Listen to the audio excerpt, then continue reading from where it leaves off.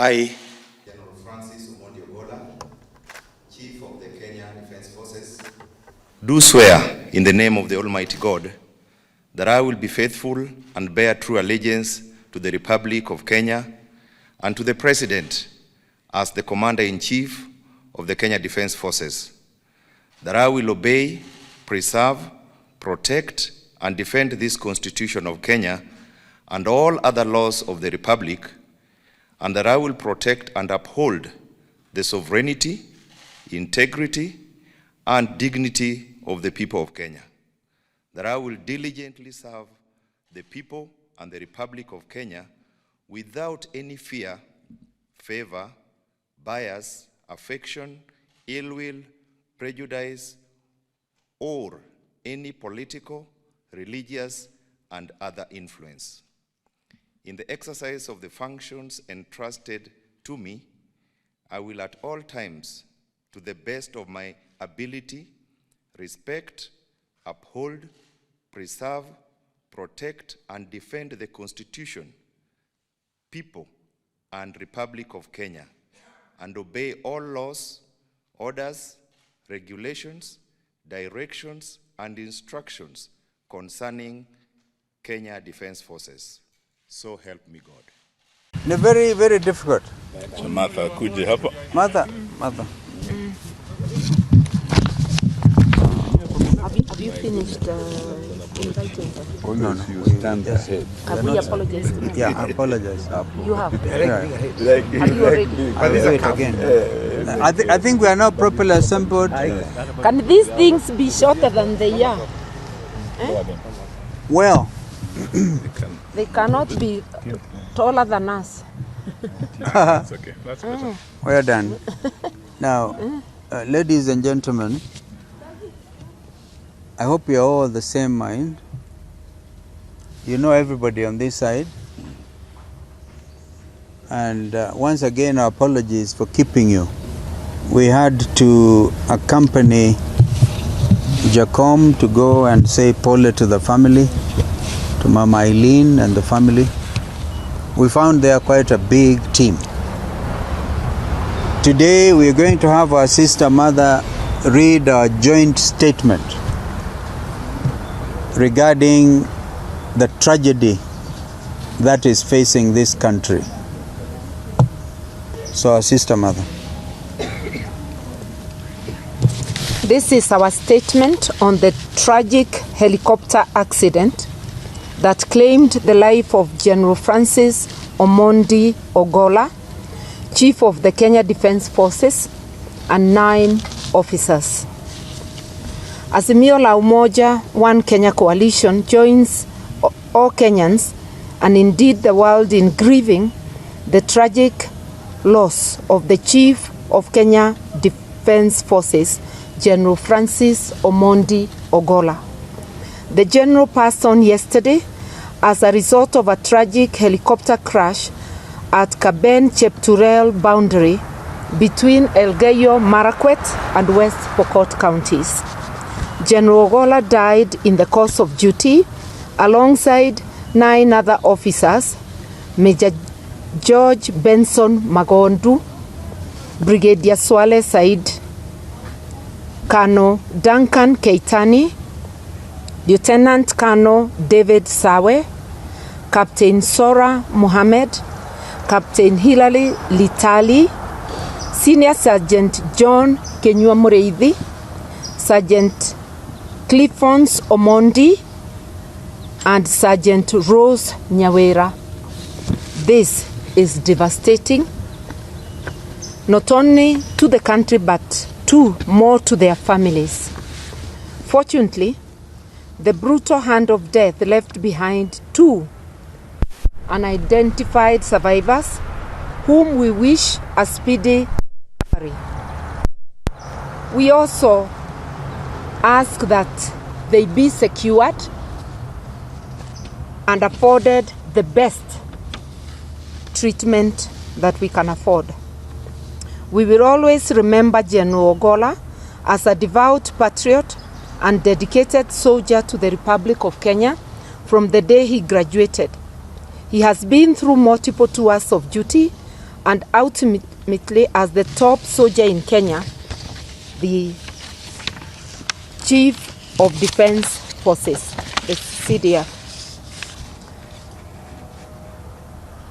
He was revered by his colleagues at home and abroad. He has had a service of 40 years.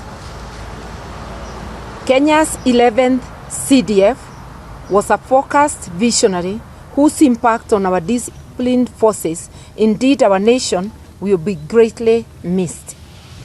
To General Ogolla's family and the families of the other fallen soldiers, we offer our deepest condolences. At this most difficult moment, we stand with them and our prayers are with them. As Azimio, we are deeply concerned that the Kenya Defense Forces have had several other accidents in the last 12 months, including yesterday's tragic crash.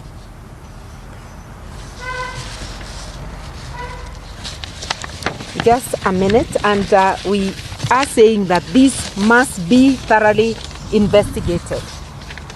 We are aware that it is the Kenya Defense Forces that secures the flights of their commander-in-chief, as well as of their top officer, who is the CDF, the Chief of Defense Forces. They have done so successfully since independence, and yesterday's accident was unprecedented.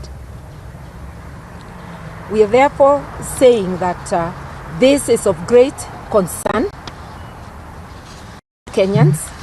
It needs serious investigation, and it raises pertinent concerns about our the safety of our airspace and especially of our disciplined forces. We need a serious relook into our security equipment, especially the aircraft, and we need to undertake a complete overhaul. Yesterday's unfortunate accident needs expeditious investigations, and this will not only help ease the already tense and anxious feelings of Kenyans, but it will put an end to any speculation. The investigations must be open and reports made to the public.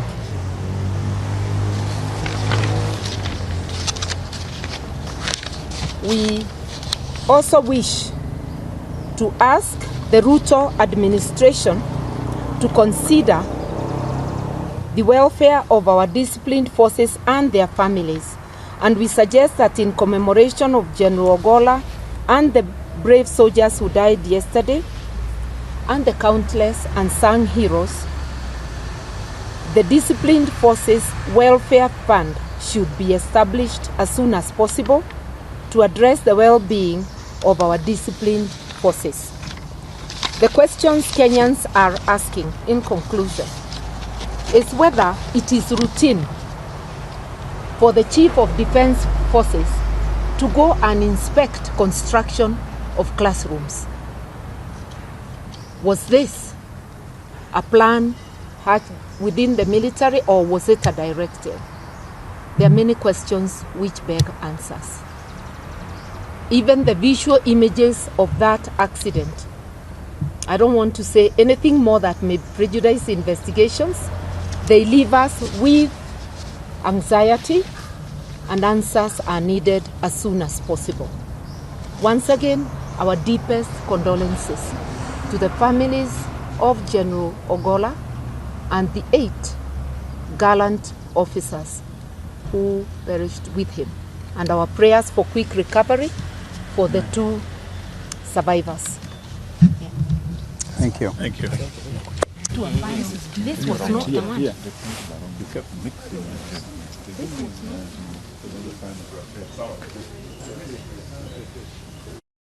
I, General Francis Ogolla, Chief of the Kenyan Defense Forces, do swear in the name of the Almighty God that I will be faithful and bear true allegiance to the Republic of Kenya and to the President as the Commander-in-Chief of the Kenya Defence Forces, that I will obey, preserve, protect, and defend this Constitution of Kenya and all other laws of the Republic, and that I will protect and uphold the sovereignty, integrity, and dignity of the people of Kenya, that I will diligently serve the people and the Republic of Kenya without any fear, favor, bias, affection, ill will, prejudice, or any political, religious, and other influence.